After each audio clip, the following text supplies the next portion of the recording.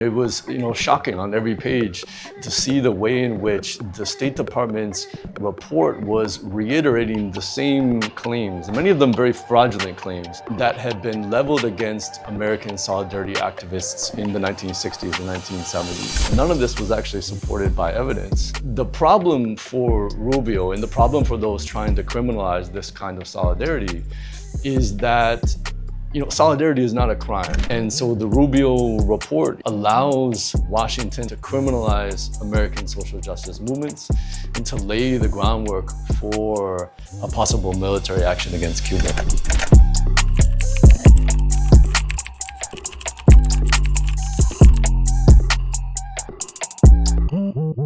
Hi everyone, welcome to Belly of the Beast. I am Yohan Rodríguez, and today we are going to be speaking with Teishan Latner. Teishan, thank you for having us. My pleasure. Teishan, recently you presented your latest book about Cuba at the International Fair of Havana. What can you tell us about your book? The book was originally published in 2018. It was the result of my doctoral dissertation. I was working on it for years, doing research here in Cuba, interviewing Cuban colleagues, doing research around Cuba in the United States, in archives primarily in the United States. And it was finally published this past January in Cuba. This is obviously it's a huge honor for me, but it's also very important for me to have the opportunity to engage directly with Cuban readers. The purpose of the book was to analyze the long-term relationship between the Cuban Revolution and the U.S. left. And by the U.S. left, I mean the various movements for social justice that were active from the 1960s through the present day. It was also not a topic that had been extensively researched previously, and so I chose to focus on 5, we could say, case studies. And so the first case study was about La Brigada Venceremos, right, which is very well known here in Cuba, but hadn't been the subject of a lot of scholarly attention. And I used that chapter as a way to explore the broader relations between Cuba's revolution and social movements in the United States.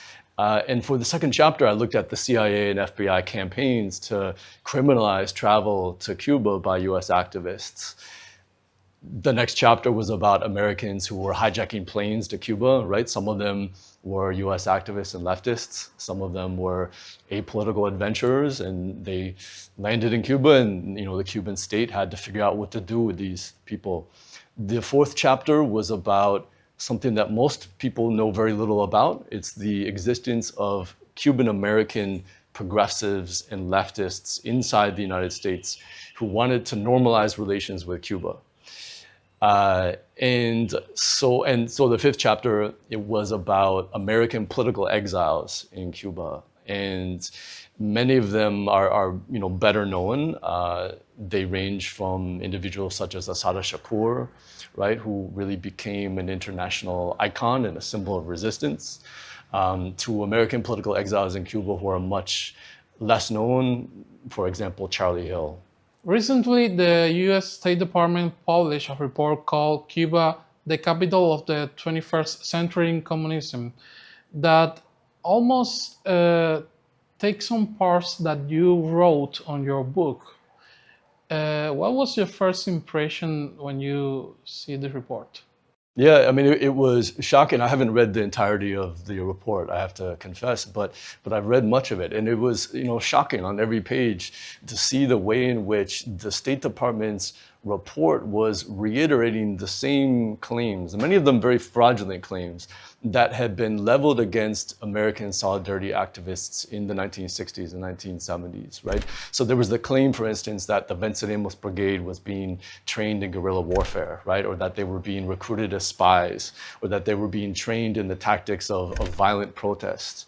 These are claims that were never proven. And in my own investigations for the book, it became very clear that none of this was actually supported by evidence. The problem for Rubio and the problem for those trying to criminalize this kind of solidarity is that solidarity is not a crime, right? And also supporting the Cuban Revolution, right? If one is a U.S. American, is also not a crime. Associating with those that various politicians in the United States do not like is also not a crime. It's noteworthy as well that in the 60s and 70s, when the FBI and the CIA were making these claims against the Venceremos Brigade, no members of the Venceremos Brigade were ever charged with any crime that I know of, that I was able to find. None of them were ever convicted of anything related to their travels to Cuba.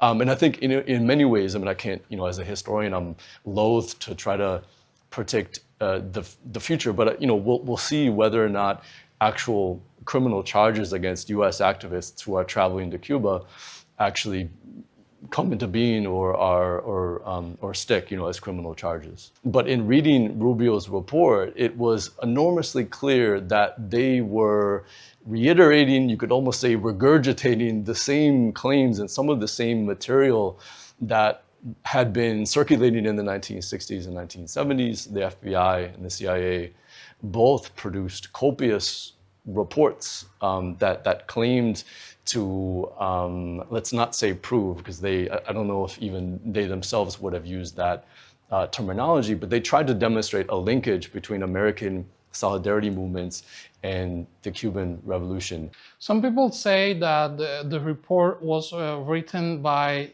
AI. What was your impression about it? There's been a lot of allegations and suggestion that a lot of the reports that have been coming out of various government agencies in the Trump era are written with the assistance or are augmented by AI.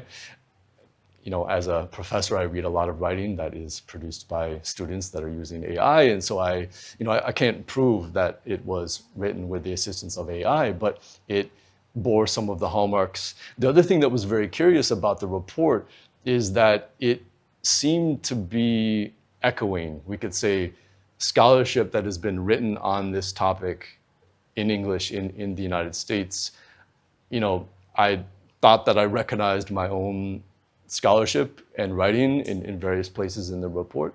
It's worth noting also that if someone like in the State Department is interested in researching the historical relationship between Cuba and the US left, there's not a lot of published information on this, right? To actually research that topic, you have to use the published scholarship that's there. And my book is one of the only pieces of scholarship that actually did that. And that's one of the reasons I began to wonder if they had actually used it in producing their report. If a student of yours handled this State Department report as a paper, what grade would you give them? I mean, it would probably be a very poor grade, especially on the basis of evidence. The report makes a lot of allegations that relies very heavily on innuendo, guilt by association. It's not very heavy on citations and footnotes. In other words, it doesn't have a lot of evidentiary basis.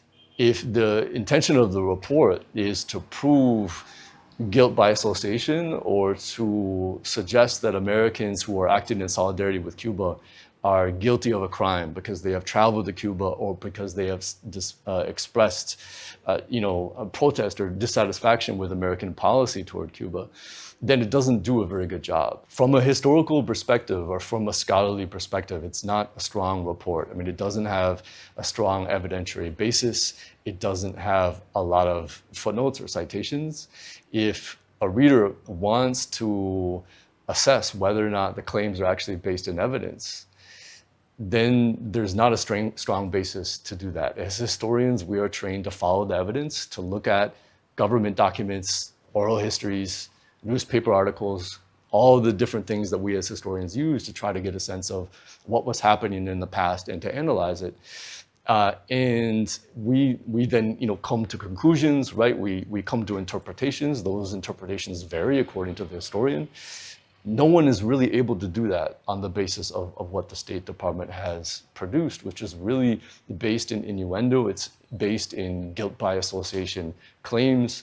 The reader is not able to actually follow the trail of those allegations and those assessments.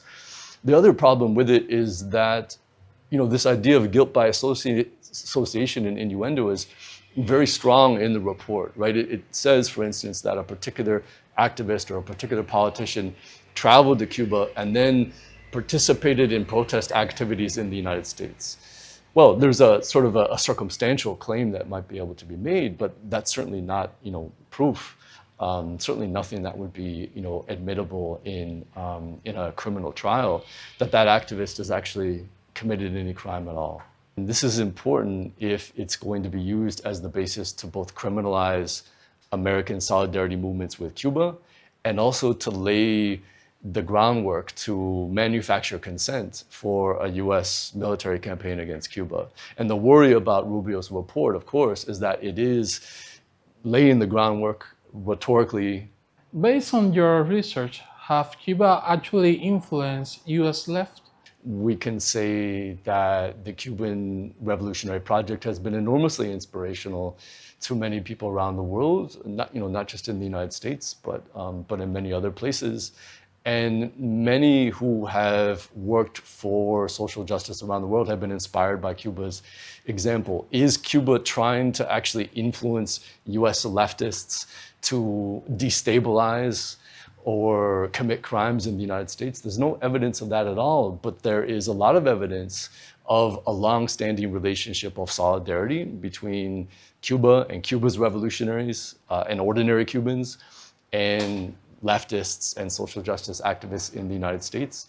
There's this fundamental contradiction in the sense that Cuba is imagined as a failed state, right, or accused of being a failed state, even as the United States does everything in its power to overthrow it and to make, living conditions so terrible that society is unable to function. And at the same time, it imagines Cuba as so sort of politically powerful, so politically influential, that it actually has the ability to influence, to even, pull the strings as the metaphorical puppet master inside the United States to influence and control American social movement. I want to say one other thing, actually, about the way in which American solidarity activists have related to Cuba and related to the Cuban Revolutionary Project. Because one of the things that Rubio and Cuba's critics often say is that American solidarity activists are entirely uncritical, right? That they imagine Cuba as some kind of utopia, right? As a society that has no internal contradictions, that has no problems.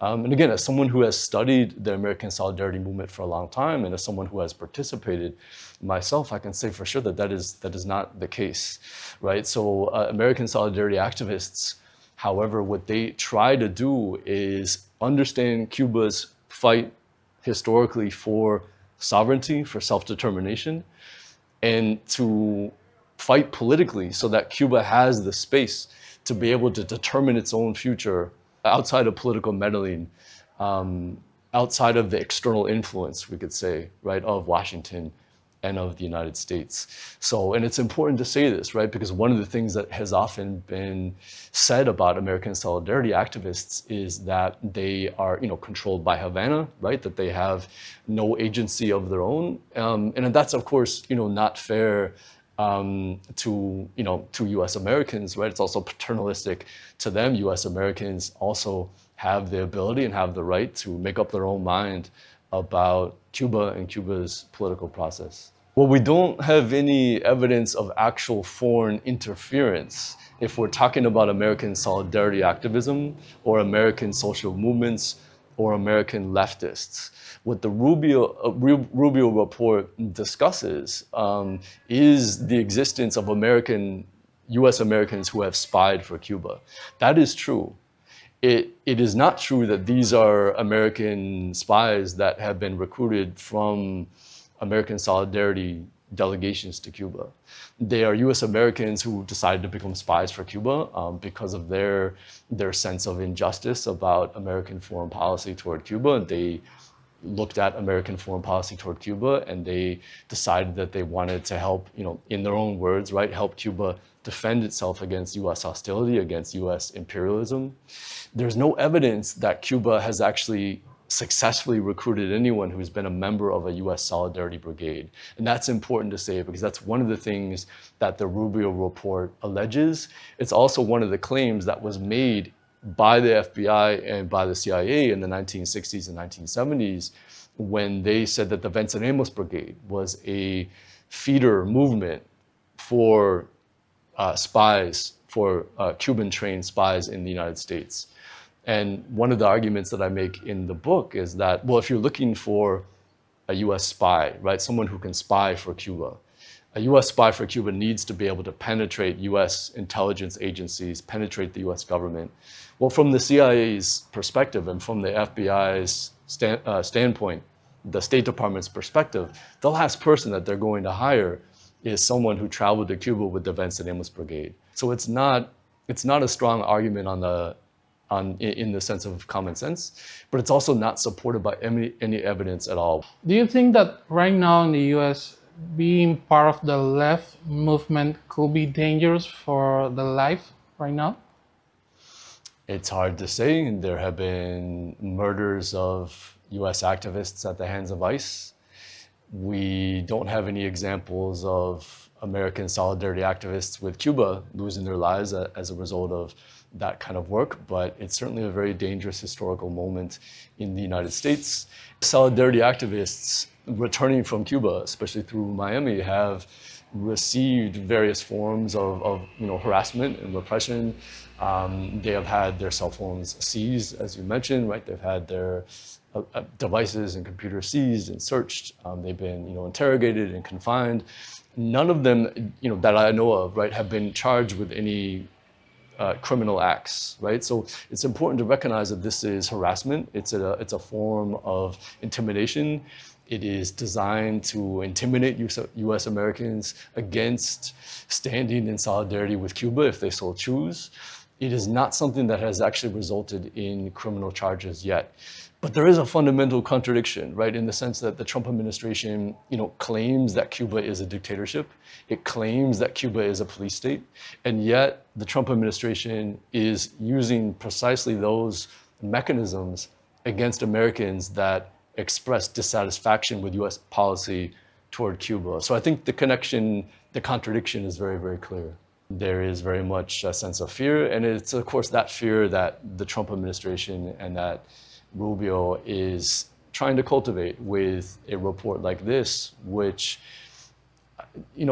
makes claims that sound very serious. And they are the kinds of claims that would, allow a law enforcement agency perhaps to, engage in violent raids against the homes of activists, perhaps, right? And so there is that sense in the United States that it is, a dangerous time to stand up for one's principles with regard to Cuba, with regard to Palestine, with regard to many of the other issues that people in the United States are concerned about right now.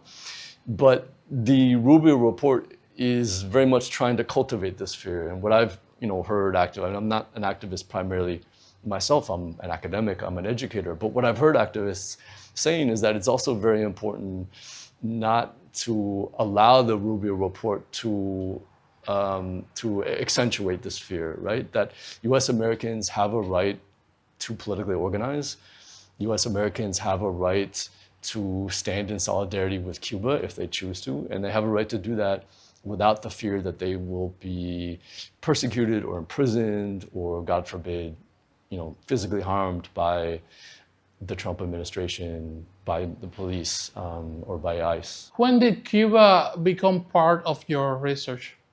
I first became involved with Cuba in 1998. I was a humble intern for Global Exchange, which is a human rights organization. Global Exchange at that time was led by Medea Benjamin, who is now among the leadership of Code Pink.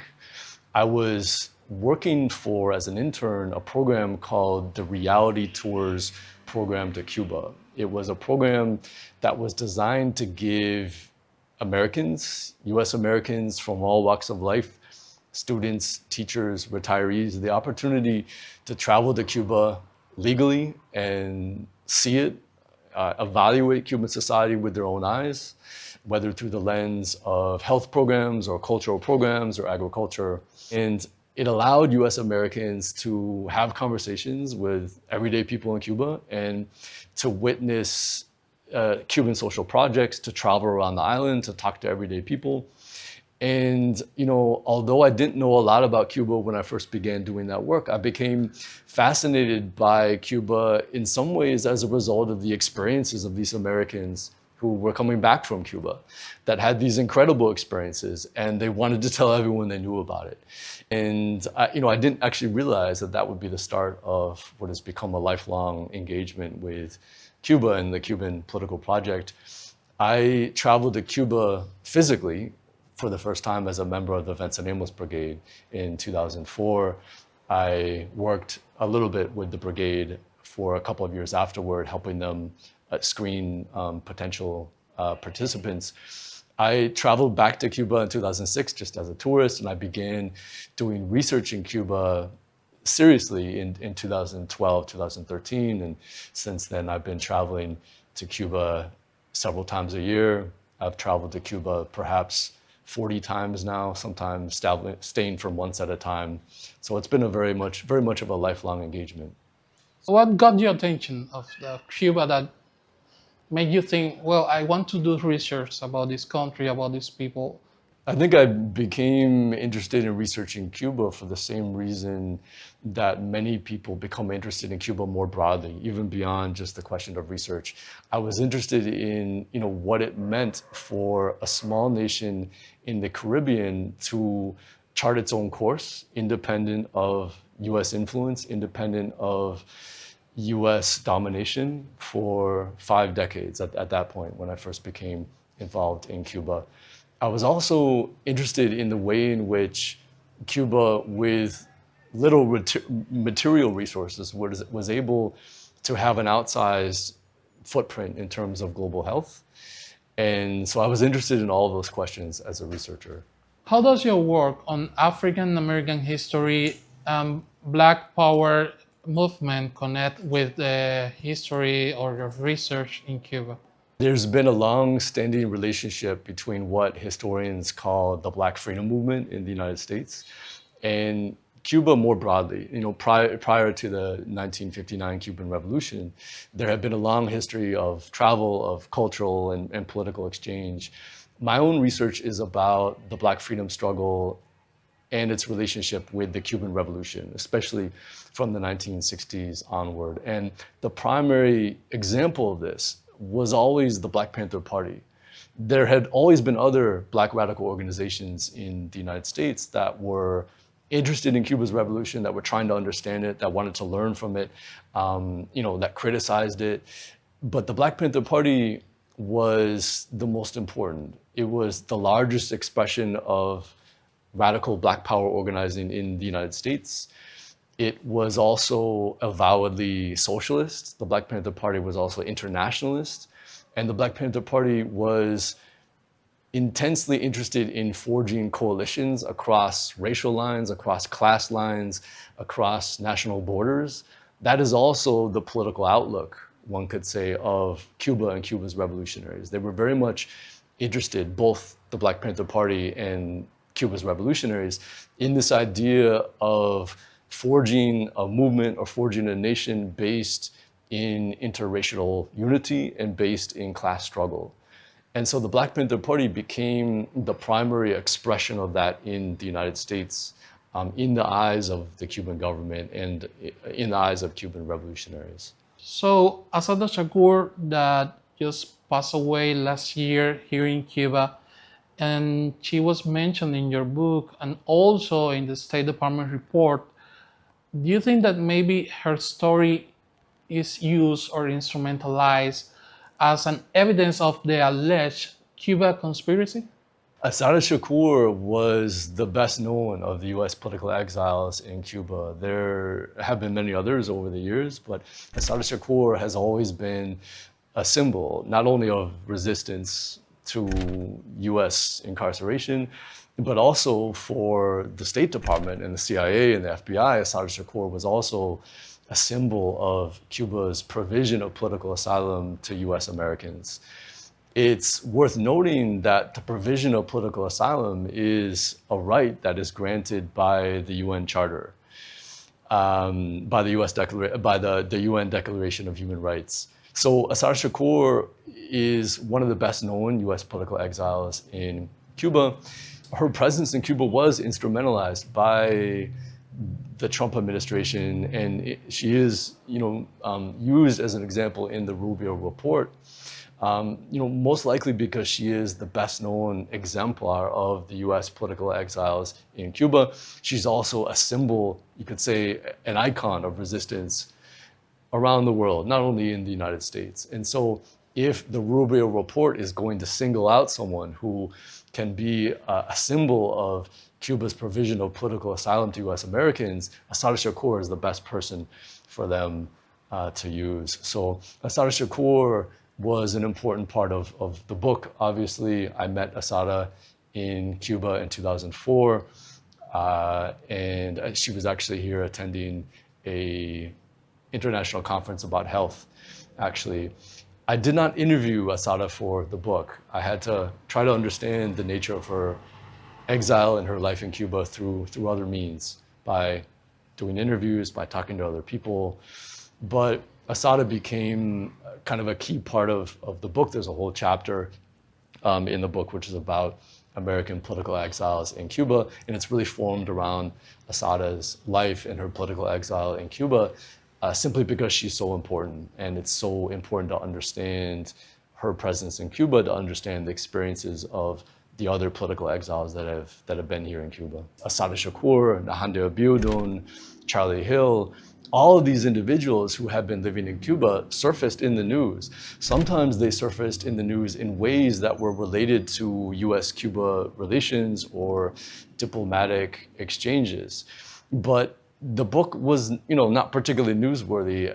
No, I never actually imagined that the content of the book would become so relevant to current events. I mean, I think many people that studied Cuba never imagined that the greatest period of hostility between the United States and Cuba would actually take place long after the Cold War, right? 20, 30 years after the Cold War, after the formal close of the Cold War. So the book has become newsworthy in ways that I never imagined.